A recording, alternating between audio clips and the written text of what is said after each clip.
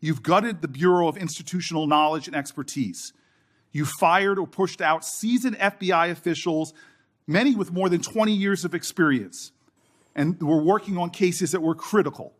Senator Cory Booker absolutely unloaded on Kash Patel in a way that felt less like political theater and more like a warning siren blaring inside the Capitol. You've been purging thousands of serious law enforcement officials who spent their careers keeping us safe, only to lower hiring standards in order to find anyone to replace them. And shockingly, you admitted in this hearing to Senator Coons that it would take 14 years to fill the vacancies at your agency. Many are the result of your purge.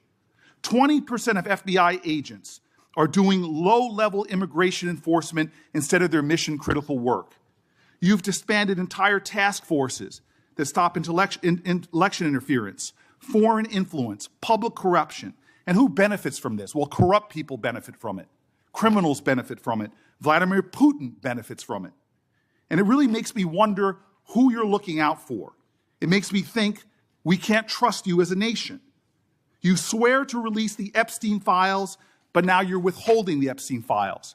You claim that you have a suspect in a serious assassination. Whoops, then you don't have a suspect. You know nothing about plans to remove FBI agents, yet you're directly involved in those plans. In the words of an ex-FBI official, you are overseeing, and I quote, generational destruction of the nation's premier law enforcement agency. Mr. Patel, in just 8 months, you have assaulted the institutional integrity of the FBI. But I know FBI field agents. I've worked with them in Newark. No matter how truly bad you are, you can't undermine the legacy of agents who fight every day to keep us safe, but you can tarnish the integrity of the agency and undermine the agency's capacity. I believe you're failing as a leader, and that your failure does have serious implications for the safety and security of Americans and our families. We're more vulnerable to domestic and foreign attack because of your failures of leadership. I don't think you're fit to hand the Bureau, but here's the thing, Mr. Patel. I think you're not going to be around long. I think this might be your last oversight hearing. Because as much as you supplicate yourself to the will of Donald Trump and not the Constitution of the United States of America, Donald Trump has shown us in his first term and in this term, he is not loyal to people like you. He will cut you loose. This may be the last time I have a hearing with you because I don't think you're long for your job. But I'm going to tell you this. I pray for you. I pray for you that you can step up and defend your oath, defend the Constitution, and do a much better job of defending this country. Thank you, Mr. Chairman. Do you want to say anything? Yes, sir. That rant of false information does not bring this country together. If you want to work on bringing this country, it's my time, not yours. My God.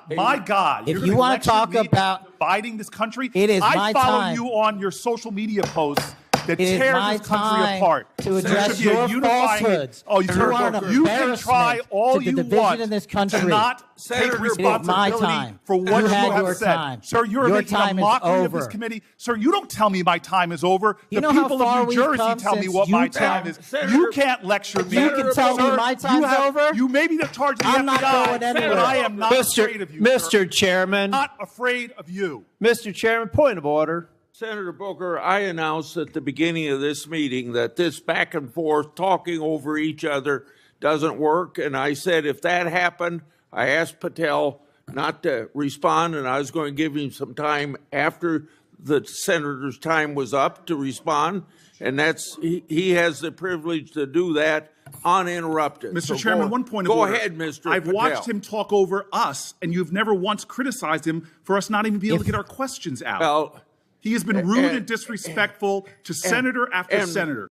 This wasn't Booker trying to score viral points. This wasn't a cute soundbite moment. This was raw frustration, moral outrage, and frankly fear about what's happening to one of the most powerful law enforcement institutions in the country.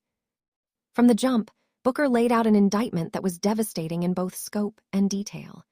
He accused Patel of gutting the FBI's institutional knowledge, not in an abstract way, but by pushing out or outright firing seasoned agents who had spent decades building expertise. We're talking about people who worked counterintelligence, public corruption, election interference, foreign influence operations. These are not replaceable roles. These are not entry-level positions you can just refill with warm bodies and a badge. From there, the hearing spiraled into something even more revealing. Booker pointed out contradiction after contradiction. Patel swore he'd release the Epstein files, then didn't. He claimed there was a suspect in a serious assassination plot, then walked that back. He denied knowledge of plans to remove FBI agents, then admitted involvement in discussions about staffing changes that did exactly that. It wasn't just inconsistency. Booker framed it as a pattern of evasiveness, misdirection, and half-truths that, in his words, amounted to generational destruction of the FBI. Then came the moment that turned this from a grilling into something almost prophetic.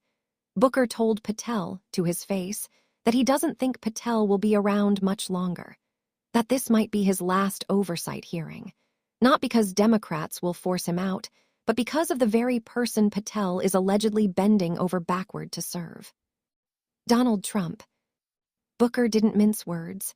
He said Trump isn't loyal to people like Patel, that Trump has a long history of cutting people loose once they're no longer useful. It was brutal, but it was grounded in reality. We've all seen the pattern.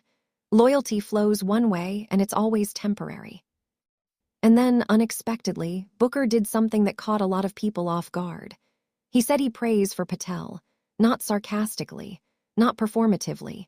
He said he prays that Patel will step up, honor his oath, defend the Constitution, and actually do the job of protecting the country. That moment mattered because it showed this wasn't about humiliation. It was about responsibility. This hearing wasn't about one man's temper or one senator's rhetoric. It was about whether the FBI remains an institution grounded in expertise, independence, and constitutional duty, or whether it becomes another hollowed-out agency shaped by loyalty tests and political purges. Booker's warning was clear. You don't have to destroy an institution outright to cripple it. You just have to drain it of experience, redirect its focus, and sow enough chaos that it can no longer function at full strength. And once that happens, rebuilding isn't just a staffing issue. It's a generational project. Trust is hard to earn and easy to lose. Expertise takes decades to develop and seconds to discard. What made this moment so powerful is that Booker wasn't speaking in hypotheticals. He was speaking about real consequences, real vulnerabilities, real risks to American families. You don't have to agree with Cory Booker on everything to recognize the gravity of what he was saying. Oversight hearings usually fade into the background. This one shouldn't, because it raised a question that cuts across party lines. If the institutions designed to protect us are being weakened from within, who steps in to stop it? And maybe the most chilling part of Booker's remarks wasn't the accusations. It was the implication that time is running out, that the damage being done now will echo for years, long after today's political battles are forgotten. This wasn't just a senator grilling an official. It was a warning flare, and whether anyone in power is actually listening remains an open question. If you found this breakdown useful, make sure to like the video, subscribe to the channel, and let me know in the comments what you think.